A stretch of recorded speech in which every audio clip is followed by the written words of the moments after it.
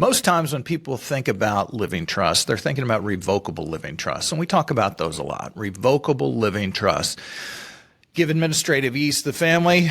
They give probate avoidance, a roadmap in the case of disability. They can make the family's lives just a whole lot better. It's a great estate planning mechanism. There's another flavor of trust, of course, irrevocable trust planning. When I first bring up irrevocable trust planning, I get one of two extreme reactions.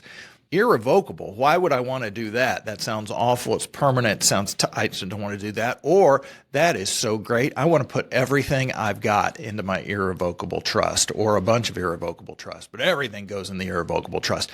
Both reactions are wrong.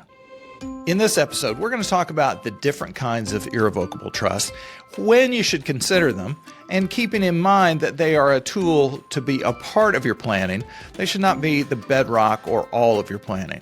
I'm Jim Miskell. This is Let's Talk Estate Planning, the podcast dedicated to estate planning education. Here are some important things to know about Let's Talk Estate Planning, the podcast. It's for the purposes of education, information, hopefully a little bit of entertainment. It is not legal advice. After practicing law for 32 years, I feel very comfortable in telling you that legal advice only comes when you're sitting in a room with an attorney that you've hired who can ask you a bunch of questions and can look at your entire situation before giving you an opinion. That's what legal advice is. The purpose of the podcast is to make people more aware about estate planning and to make you a better consumer, a better client, and more knowledgeable as you're making decisions about the planning that you and your family need to be in the best situation. If you like the podcast, hit like and subscribe. It always helps. Spread the word about estate planning, because remember, my dream is that everyone has the estate planning that they need in place so that when transitions occur, when grief and crisis strike, families get to spend time with each other, supporting one another rather than running around town doing a bunch of administrative stuff and trying to figure out stuff on the fly. So that's it. Let's get into today's topic. All right, so let's start with some basics. If we're going to talk about irrevocable trust, we ought to talk about revocable trust first. Why is a trust called revocable? Because you can call it off anytime you want. What does that mean? That means that whatever I've put into my revocable trust, whatever you put in your revocable trust, you can take right back out and put in your pocket. So the revocable nature of it means that you continue to have complete access to whatever's in there, and control, of course, when you're the trustee and through the rules that you create for that revocable living trust. Revocable trusts, revocable living trusts, stop being revocable when you die or when I die. It's my trust, I die. Basically, it becomes irrevocable just by nature of the way things work, because while you're alive, you're the only person that can revoke your trust. While I'm alive, I'm the only person that can revoke my revocable trust. When you or I die, then there's nobody left to do it, so it becomes irrevocable. The strength there is that your kids or whoever you're giving gifts to, whoever follows you, they don't get to come in and just sort of change the rules because they feel like they want to. That's the whole point, is that not only does it make it easier for the people you care about to administer, it also locks in what your preferences are so that you don't have people in there ad-libbing and just doing the best they can or doing things different than you because they have a different opinion. That's the whole point, is that not only do you make it easy for them, but you get it your way instead of somebody else's way. So that's revocable. Anything I put in, I can take out. Irrevocable, by definition, then, is something that you can't revoke, meaning that once I've given a gift to that trust, I can't revoke it by taking that gift right back for myself. So the transfer in, I called it a gift or a transfer in. That's when property that you've got, you transfer into the name of the trustee so that it's held by the trust. You can't reverse it. With a revocable trust, that's a two-way street. Irrevocable trust, it's a one-way street, so that what you've put in the trust, you're not allowed to get back out. So this is where I get that first of the two reactions I talked about, two very strong reactions, each on other end of the spectrum, each on the far end of the spectrum. The first being irrevocable. I don't want to do that. That sounds horrible. I'm not going to participate in that. It sounds terrible. I don't want to do that. The idea here is that, of course, you wouldn't do an irrevocable trust where you lose access to property unless that was property that you're comfortable losing access to, unless you were doing it for a good reason. So you don't do irrevocable trust plans for no reason at all. You do irrevocable trust planning when you have a good reason to do it. You're only willing, or you should only be willing, to give up that access for a legitimate advantage. And that's where we're going to start talking about the different types of irrevocable trusts, and we're going to organize it by the reasons for which you may want to do this. So I talk a lot about in the workshops, and when I talk to clients, I talk about the type of trust that you need that's appropriate for your situation is determined by what your needs are, what your desires are. So that's how we're going to go about this conversation. We'll talk about possible advantages you want to gain and what the irrevocable trust planning would do for you in a way to achieve those goals. So as we begin this part of the conversation, reasons why it might be desirable to have an irrevocable trust, why it might be a good idea even though you lose access to that property, let's talk about some basics of asset protection. Asset protection, that's shielding assets from creditors or scammers, predators, any kind of thing like that. It basically all works on a very simple principle. And that principle is, if I can continue to have access to something and I incur some liability, well, that liability might get to the thing I have access to. Basically, if I can get it, they can take it. They can get it. So if I have $10,000 in my revocable trust and I run over your foot in the parking lot, when you sue me, that $10,000, because I can get it can go to pay my debts, to pay you.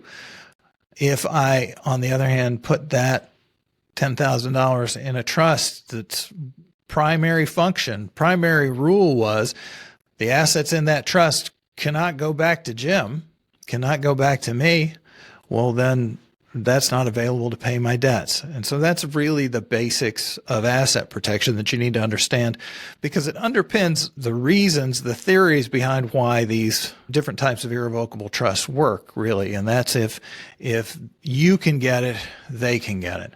So although those folks that have that initial negative reaction, I don't want to do an irrevocable trust because I need access to assets, although they're right to have that feeling, you wouldn't put everything you've got. You're going to have enough to live in, not in an irrevocable trust. The purposes for having an irrevocable trust are protecting those assets that you're not going to consume in your own life or that don't need to be available to you to function. So with that in mind, let's talk about asset protection as the first goal of an irrevocable trust. So if you want to protect an asset from your liabilities, from your debts, you can put the assets you wish to protect inside an irrevocable trust. The irrevocable trust says it can't come back to me. Therefore, the debts that I incur outside the trust can't reach in to get the property out of the trust. Because I can't reach and get it, those debts that I incur outside the trust can't reach in and get it. So it gives asset protection. Anything that I do doesn't put that asset at risk. The trust continues to own it. It also gives liability protection the other way, meaning that if there's property owned by the trust and there's liability incurred at the property, for example, a rental house, somebody falls and breaks their leg, there's some sort of premises liability claim against assets within the trust, that lawsuit sues the owner of the property. Well, if I'm no longer personally the owner of that property, when the trust gets sued, the only thing at risk is the property inside that trust. So an irrevocable trust gives asset protection.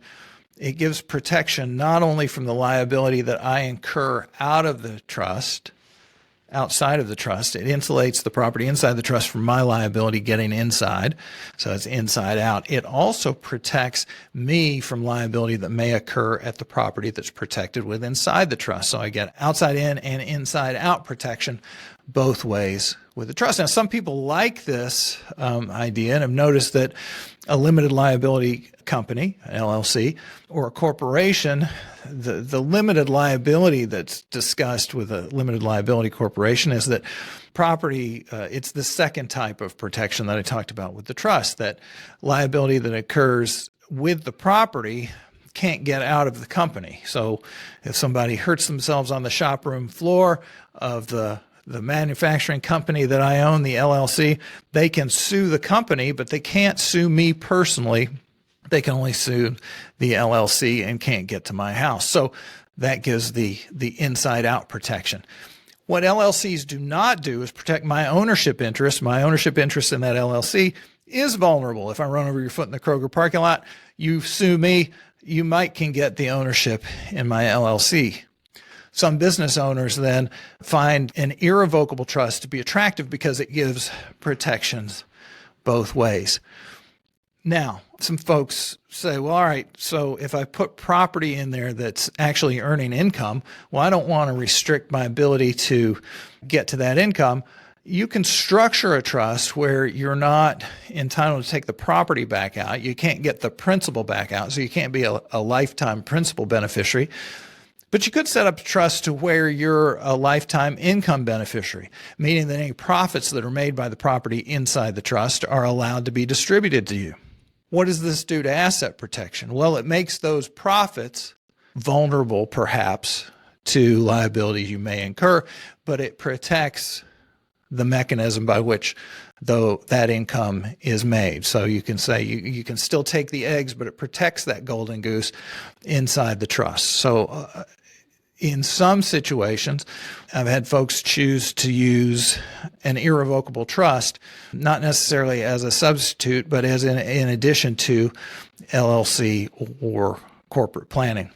So that's sort of your basic first level of irrevocable trust planning, is because you don't have access to the principal, you protect that from the liability that you may incur outside of the trust.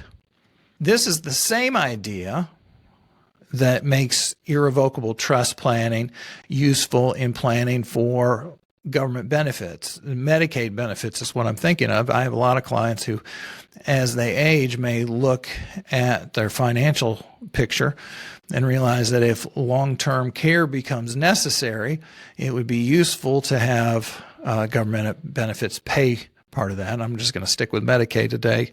The principles around VA aid and attendance are not entirely dissimilar, but there are a couple other things to consider there. So we're just going to talk about Medicaid. But this basic kind of irrevocable trust that I've talked about before that says I can't get back out what I've put in a trust makes the assets that are inside that trust non-countable assets where Medicaid is concerned. So when Medicaid can't count them, they're not part of that calculation as to qualification, whether or not you're financially qualified. Of course, anything you transfer during a look-back period for Medicaid, I don't want to get too deep in the weeds here, but when you apply for Medicaid, there is that 5-year look-back period, and what the agency is looking for when they look at those records is whether or not you've transferred anything out of your name in the last 5 years without getting full fair market value back for it, like when you put something in an irrevocable trust. So you make it non-countable, but there may be a look-back period transfer penalty that results from doing that. But these are the types of trusts that are still useful for Medicaid planning because it makes those assets non-countable. If you can't get them, they can't count them. So very similar to that asset protection conversation that we started with. Hey, Jim Miskell here. Sorry to interrupt the episode. Hope you're enjoying today's content. A lot of times when folks are thinking about this kind of thing, questions spring to mind. If you have questions, we like to do some question and answer episodes. So you can go to our website, letstalkestatesplanning.com, and shoot us a message and say, hey, on the podcast, I'd like Jim to cover this on the next question and answer session. Or if it's hitting closer home, especially if you're a Georgia resident, of course, we can't give legal advice on the podcast because it's not specific for your situation. But if you got a situation that you need to handle, it's important to get that done. So let's talk estateplanning.com is how to contact the office. I'd love to talk with you about the specifics of your situation and make sure your estate plan is everything that your family should have it be. In the meantime, we're going to go back to the episode. Thanks for tuning in, and I hope to talk to you soon. The next level of protection a lot of times that folks are looking for, and again, this goes back to the idea that the type of trust you need is governed by what your objectives are. If your objectives are estate tax protection, then you're looking at a more rigorous level of irrevocable trust planning. So real quick, before we go on to talk about the irrevocable trusts as they might be used for estate tax protection, let me go back to the use of an irrevocable trust for asset protection in basically housing a business as an alternative or as an adjunct to LLCs or corporations. One of the things about an LLC or corporation that some of my clients have noticed is that every year you've got to re-register. You got to pay your fees every year with the Secretary of State's office and keep it registered, and there's a public record and people can look that up. And some of my clients have noted that that's not true with the irrevocable trust. There's no annual registration requirement, and there's no common database, some public database where people can look that up. And some of my clients have thought that was an advantage there, that it gave a little bit more privacy than a publicly registered corporation or LLC. Moving on to the irrevocable trust planning that can be used for estate tax management. Now, as the estate tax threshold has increased consistently over the last few years, it's made this kind of planning less often needed. The estate tax threshold where it sits now affects far less than 1 out of every 1,000 Americans. That's the statistics that I've seen. Regardless, there's a lot of irrevocable trust planning that was developed when the estate tax threshold impacted a whole lot more Americans. And there's sort of an alphabet soup of these kinds of irrevocable trusts. There's charitable remainder trusts, CRATs and CRUTs. There are SLATs, spousal limited access trusts. There are ILITs, the irrevocable life insurance trust. There's personal residence trusts. There's a number of different techniques. But rather than talking about specifics, let's talk broadly about the idea here. And it is, now, if you're a CPA, if you're a tax preparer, you're a registered agent, you're going to hear this and think this guy is talking in very rudimentary terms and he's not getting into specifics and he's painting with kind of a broad brush and he's missing some of the details. You're exactly right on all those observations. I'm going to paint with a broad brush. I just want to illustrate sort of the principles behind these things. With everything that I've talked about today, the devil really is in the details, meaning that the particular objectives you might have in entering into irrevocable trust planning, your success at achieving those objectives is really determined by the fine points of the drafting and how it interacts with the Internal Revenue Code and the statutes that underpin that. So that's sort of my disclaimer, is that we're going to paint with a broad brush. I'm just going to give you a basic illustration so that you have an idea of how these work. So there's a unified credit between gift taxes and the estate tax exclusion at death. And basically think of it as a lifetime amount. Beginning in 2026, it's going to be $15 million per person, $30 million per couple, pretty easily usable through techniques of portability. And that $15 million is what I've got, what you've got to use during our life and at death. And as long as we don't give away more than $15 million, we're going to be okay. As I give things away during my life, if they exceed the annual exemption, the annual exclusion, then I'll want to make sure I file a gift tax return that year. And it's all tallied against the value of my estate, my taxable estate, when I die. So the idea underpinning these tax planning trusts very often is that you lock in the value of the gift, what transfers out of your estate, at the moment that you transfer. So I transfer a piece of property this year, I file my federal gift tax return, and it locks that in at that rate. And that's what's counted against my unified amount when I die. Knowing very well, I may know that that piece of property is going to increase in value a great deal. It's going to appreciate between now and the date of my death. But rather than having the appreciated value as what's counted against my estate, I get to lock it in at this year's value. This is the easiest way for me to get my head around this is an irrevocable life insurance trust. So I buy, let's say, a single premium life insurance policy that may pay $2 million when I die. But I pay $500,000 this year for it. Maybe it's a single premium. I pay $500,000. I've paid that into a trust that says it can't come back to me. The trust says, I can't have access or control of that. And we'll talk about control in just a second. But because I don't have access or control to that $500,000, it's a completed gift from me out of my estate. So I file that gift tax return at $500,000. When I die, the life insurance pays $2 million. It's not the $2 million that comes out of my estate. It's the $500,000. Very similar idea behind personal residence trusts. I put my residence in the irrevocable trust because I no longer have the access to sell that piece of property, liquidate it, put the money back in my pocket because I no longer have further control over it. It's set by the terms of the trust. I file the gift tax return when I transfer my interest in the home. When I die, an appreciated value is not counted against my estate tax threshold. Instead, I lock it in this year. That's the basic idea behind the irrevocable trust. I mentioned that with these estate tax planning trusts, you've got to give up not only access to the property, but also control of it. The IRS requires a more rigorous evaluation of these trusts than you would need just for the objectives of asset protection or Medicaid qualification. With those sorts of trusts, you can maintain some ability to control who the trustees are, how the property is managed. You might even be able to maintain your role as trustee in an irrevocable trust, not when estate taxes are the objective. Then you want a trust that's very clean, almost think set and forget it. It's a trust that once you've built it, the terms are what they are, and you're not going to be able to affect changes in the trust or the way the property is managed in the same way you might in an irrevocable trust built for those other purposes.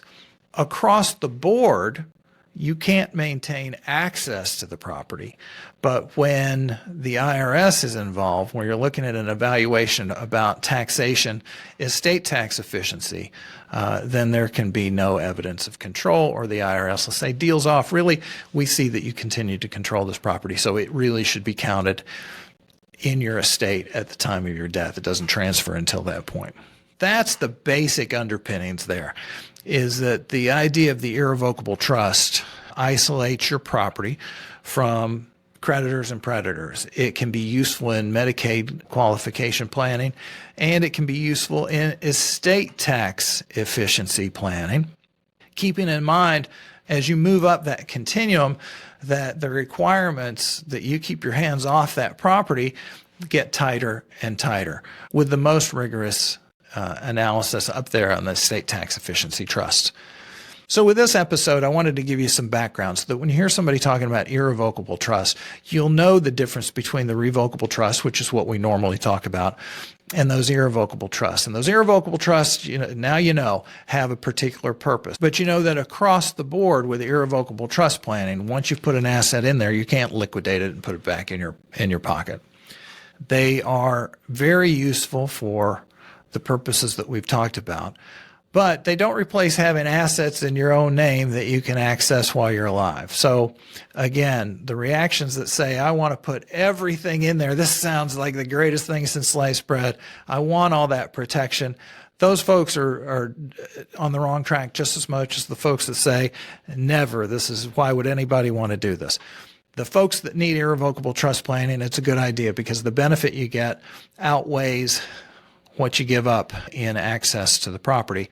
At the same time, irrevocable trusts are not the place to put all your assets because you got to live. So this episode, irrevocable trust planning, not a bad idea if you need it. Sounds a little scary, sounds permanent. There can be great reasons for it and great benefits to you and your family. So that's going to about wrap it up for this episode. If you found today's information great, hit like and subscribe. If you want to leave a Google review on the website, that would be awesome, of course. We'd really appreciate that. Let's Talk EstatePlanning.com. It's not just the name of the podcast.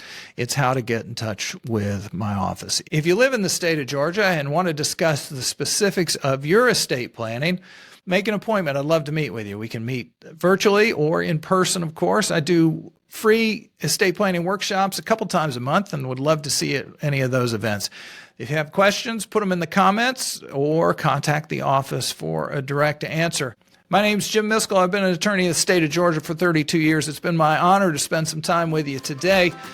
If you found this information useful, pass it on to some friends, because everybody could do with having estate planning in place, because it makes things easier for the family and make sure that things go the way you want them to instead of somebody else.